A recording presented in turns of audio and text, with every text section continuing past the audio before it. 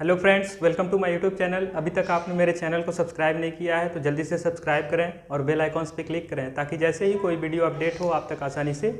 आज हम चर्चा करेंगे इकाई के स्थान पर संबंधित जो प्रश्न होते हैं यानी यूनिट प्लेस डिजिट से रिलेटेड जो प्रश्न हैं उस पर चर्चा करेंगे। फर्स्ट लेक्चर में हम लोगों ने पूर्ण संख्या के बारे में समझा। सेकेंड लेक्चर में हम लोगों ने सम संख्या पर आधारित प्रश्न देखे, विषम संख्या पर आधारित, फिर उसके बाद प्राकृतिक संख्या पर आधारित, अभाज्य संख्या पर आधारित, और आज हम बात करेंगे यूनिट प्लेस डिजिट पे आधारित। तो unit place digit, unit place digit यानी इकाई के स्थान से संबंधित जो प्रश्न है, इकाई के स्थान से संबंधित जो प्रश्न है आज हम उस पर चर्चा करेंगे। जैसे आपको ये चीज़ें छोटी छोटी चीज़ें समझनी होंगी। जैसे 2 के घाते 2 में अगर पूछ देता है कि इकाई के अंक क्या होंगे, इकाई के अंक बताइए, तो आप जनरली क्या करेंगे, 2 का गुणा 2 बार करेंगे, तब हमारा आंसर होगा 4, और तब हम कहेंगे कि 4 ही हमारा क्या है, इकाई का स्थान है यानी इकाई का अंक है। अगर यही 3 के घाते 2 होता तो हम क्या करते, 3 में 3 से गुणा करते और आंसर हमारा हो जाता 3 3 9, तब भी कहते कि 3 के घाते 2 में इकाई का अंक 9 है।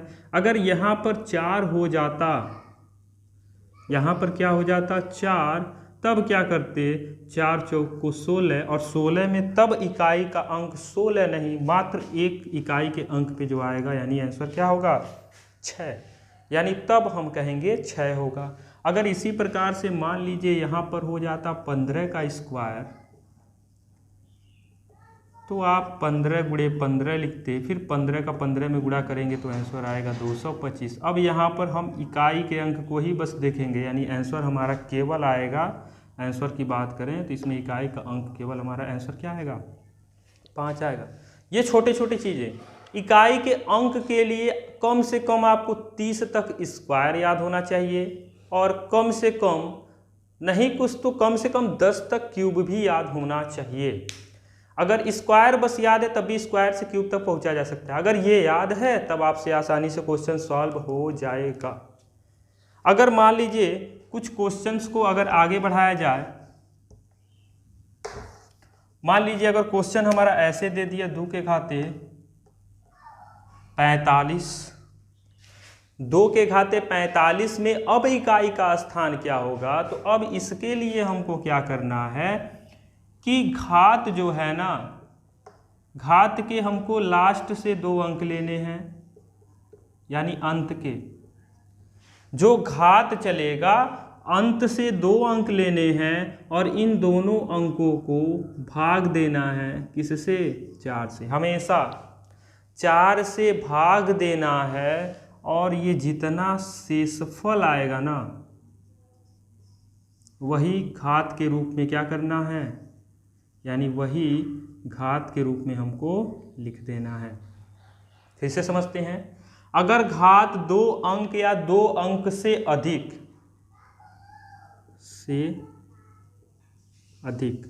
अगर 2 अंक या फिर 2 अंक से अधिक आता है तो सिर्फ अंत से ही 2 अंक लेना है और उसको 4 से भाग दे देना है। 4 से क्या करना है, भाग दे देना है, और भाग देने के बाद जो शेषफल आएगा उसी को घात के रूप में लिख देना है, जैसे ये क्वेश्चन है। तो अब क्या करना है, यहाँ पर 45 को 4 से भाग दे देना है। 4 से भाग देंगे तो हमारा 4 से भाग दें, साइड में देना, ये रफिंग वर्क है। 4 से भाग यहाँ पे देख नहीं करेंगे, रफिंग में 4 एकम 4, ये कट गया और यहाँ हो जाएगा 4 एकम 4 और 1 शेषफल। शेषफल जो बचेगा इस पर लिख देंगे यानी 2 के घाते 1, इसका आंसर कितना आ जाएगा 2। कितना आ जाएगा 2।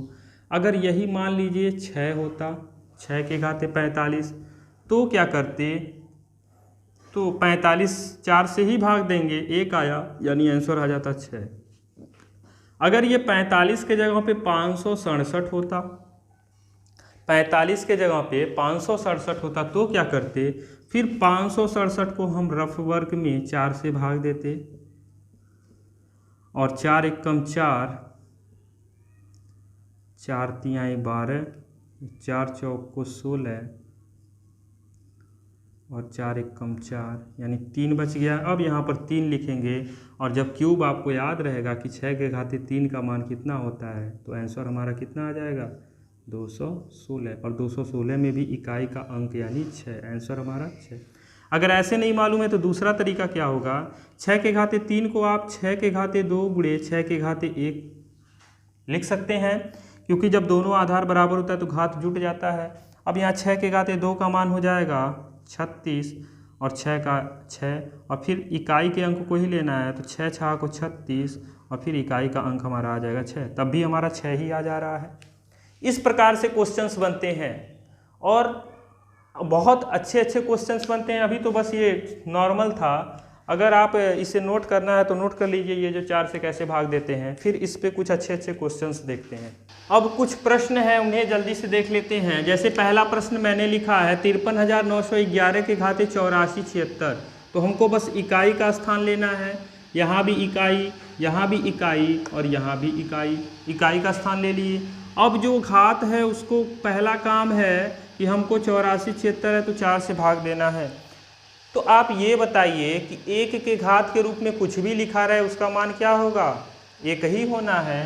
तो यहाँ पर इसके आंसर की बात करें तो हमेशा 1 होगा। कब, जब इकाई के स्थान पे क्या आ जाए, यानी इकाई के स्थान पे अगर 1 आ जाए तो आंसर जो हमारा बनेगा वो 1 ही बनेगा।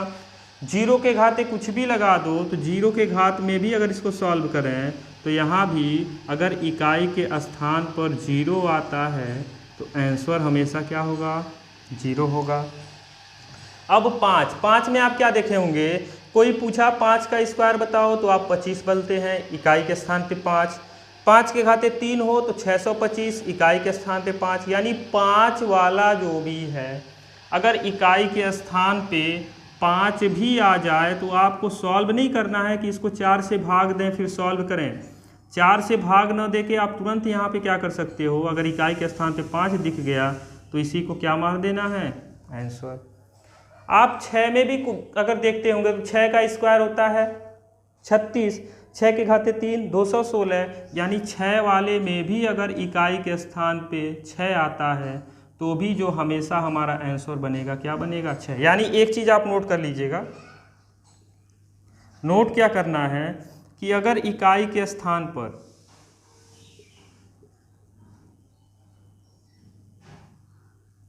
यदि इकाई के स्थान पर 0 1 5 6, अगर 0 1 5 6 इकाई के स्थान पे आता है तो जो आंसर होगा वो क्या होगा, इकाई के स्थान वाला ही होगा। समझ में आया? यानी अगर इकाई के स्थान पे 1 0 5 या 6 आता है तो इसका आंसर भी सेम यही होगा, यानी इकाई के स्थान वाला ही हमारा क्या हो जाएगा, आंसर हो जाएगा। ये हो गया पहला टाइप, इसे नोट करना है तो जल्दी से नोट कर लीजिए, फिर आगे के क्वेश्चंस को देखते हैं। अब नेक्स्ट टाइप का जो क्वेश्चन देखें, क्वेश्चन नंबर 4 हुआ। 5 में बात करें तो अब यहाँ पर इसमें पूछ लेगा कि 1 के घाते 51, 5 के घाते 39 और 6 के घाते 81 में इकाई के स्थान बताइए। तो इस प्रकार के क्वेश्चन को करने के लिए क्या करेंगे, यहाँ पर जैसे इकाई के स्थान पे 1 दिख गया तुरंत इसका आंसर 1, जैसे 5 दिख गया तुरंत आंसर 5, और जैसे 6 दिख गया तुरंत आंसर 6। क्यों? क्योंकि जस्ट अभी इसके पहले हम देखे हैं कि 0 1 5 6 अगर इकाई के स्थान पे आता है, घात कुछ भी हो उससे मतलब नहीं है, उसका आंसर जो होगा इकाई के स्थान पे हमेशा वही सेम ही रहेगा। 1 है तो 1 होगा, 0 है तो 0 होगा, 5 है तो 5 है, 6 है तो 6 होगा, यही सेम किया है। अब गुणा करना है, 5 1 5 6 30 और 30 में फिर इकाई का स्थान लेंगे तो हमारा जो आंसर आएगा वो आएगा 0। अब जैसे इस क्वेश्चन में भी कह दिया, ये क्वेश्चन है और आगे लिख दिया में इकाई के स्थान बताइए, यानी इकाई का अंक क्या होगा। 3 के घाते 51 है, जब घात 2 अंक का हो तो 4 से भाग दो, 4 से इसे भाग देंगे तो 4 1 4 11 और 4 दूनी 8, 3 बचेगा, यानी 3 के घाते 3 हो गया। और ये 5 आ गया तो इसका आंसर 5 ही होगा। 7 के खाते 4 से इसे 18 को भाग देंगे तो 4 चौक को 16 यानी 2 बचेगा। 6 आ गया तो आंसर हमारा 6 ही होगा। और 9 के खाते 39 तो 4 9 आई 36, 3 बच गया। अब 3 के खाते 3 का मान 27, 7 के खाते 2 का मान 49, 6 और 9 के खाते 3 का मान हो जाएगा 729। एक चीज़ ध्यान दीजिएगा, क्या ध्यान देना है, बस वही आप समझ लीजिए।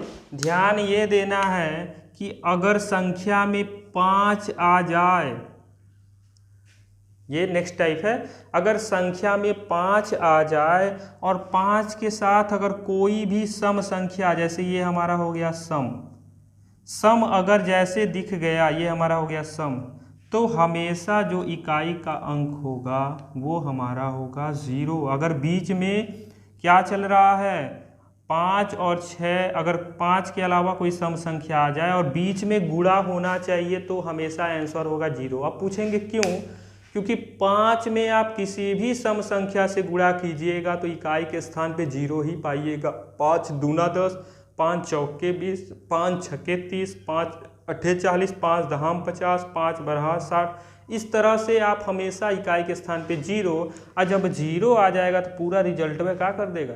0 कर देगा। ये हो गया अगला टाइप। अब इसे जल्दी से नोट कर लीजिए, फिर अगले टाइप के क्वेश्चंस को देखते हैं।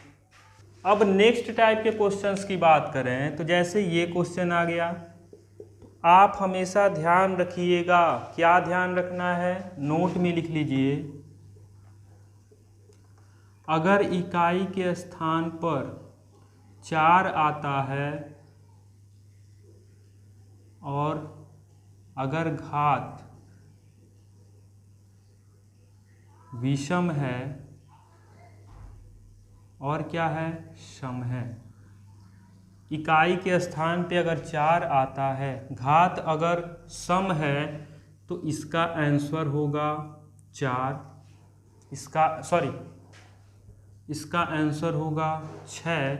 और अगर घात 4 के घाते विषम है, यानी सम है तो 6 और विषम अगर आ गया तो ये हो जाएगा 4। ये ध्यान देना है, अगर विषम है तो 4 होगा आंसर और अगर सम है तो 6। इसी तरह से ये तो हो गया 4। अब इसी तरह से अगर इकाई के स्थान पे 9 आ जाए, 9 आ जाए और घात हमारा जो चलेगा अगर विषम है और अगर सम है, अगर विषम है तो आंसर 9 होगा और सम है तो 1। जैसे यहाँ पर 4 दिख गया तो तुरंत हमारे दिमाग में आ जाना चाहिए कि 4 के घाते अगर सम संख्या है तो आंसर 6, अब विषम संख्या आ गया तो 4 तुरंत लिख देना है। तो 4 के घाते जैसे ही सम संख्या दिख गया, सम संख्या, तो तुरंत आंसर हमको क्या लिख देना है? 6। और यहाँ पर 4 के घाते तुरंत जैसे ही हमको विषम दिख गया तो तुरंत क्या लिख देना है? 4। और 6 4 मिलके क्या हो जाएगा? 10। और यही 10 हमारा क्या हो जाएगा? आंसर हो जाएगा। और 10 में बात करें तो इकाई का अंक पूछेगा तो यही 0 हमारा इकाई का अंक हो जाएगा। ये हो गया 4। जिस तरह से 0 1 5 6 के लिए नियम पढ़े, अब 4 और 9 से रिलेटेड नियम है। अगर 4 में इकाई के स्थान के घात में देखा जाए विषम है तो 4, और 4 में इकाई के स्थान पे घात के रूप में देखा जाए सम है तो 6 लिखेंगे। इसी तरह 9, अगर 9 के घाते विषम संख्या है तो हमेशा 9 ही आंसर आएगा इकाई के स्थान पे। और अगर 9 के घाते सम संख्या आता है घात के रूप में तो उसका आंसर हमेशा 1 होगा और 9 में से 1 जाएगा, इसका आंसर हमारा क्या हो गया? 8। ये ट्रिक है, ये आप नोट कर दीजिएगा। नेक्स्ट, 6 के घाते मालूम ही है 6 ही होगा और 5 के घाते मालूम ही है कि 5 ही होगा। 6 में से 5 जाएगा तो कितना आ जाएगा? 1। कितना आसान है, इसे नोट करना है तो जल्दी से नोट कर लीजिए, फिर कुछ और क्वेश्चंस देख लेते हैं। अब जैसे एक क्वेश्चन है 10वें नंबर पे, इसमें क्या किया है कि प्लस और माइनस, पहले हम लोगों ने सिंपल देखा, फिर प्लस देखा, माइनस देखा, गुणा देखा, बस इसी प्रकार से एक भाग वाला भी बनता है। तो आप जब ये समझ गए तो भाग वाला भी समझ जाओगे। तो इसमें क्या करना है, इसको जब इसमें भी सेम क्वेश्चन, हमारा टॉपिक है इकाई का स्थान, तो इसमें भी पूछेगा में इकाई के अंक बताइए। क्या होगा इकाई के स्थान पे? 7 दिख गया तो इसके लिए कोई रूल नहीं। 423 को तुरंत क्या करना है, 4 से भाग देना है। 4 से भाग देंगे, 4 एकम 4, और दोनों अंक उतारेंगे, यहाँ पे 0 उतारेंगे क्योंकि जब भी 2 अंक उतारते हैं तो 0, और यहाँ पे हो जाएगा 4 पचे 20, यानी बचा 3, यानी हो जाएगा यहाँ पे 7 के घाते 3। और 6 जैसे दिख गया, आंसर हमारा 6 ही होना है। जैसे 5 दिख गया, 5 ही होना है। और 4 दिख गया तो 4 जैसे आएगा तो घात में इकाई का अंक चेक करेंगे कि सम है या विषम है। तो 4 में घात के इकाई के स्थान पे देखा जाए तो क्या है, विषम है, तो यहाँ भी आंसर क्या होगा, 4। अगर यही सम होता तो 4 की जगह 6 हो जाता। अब 7 के घाते 3, 343 प्लस 6 माइनस 5 और 4 मिलके कितना हो जाएगा, 9।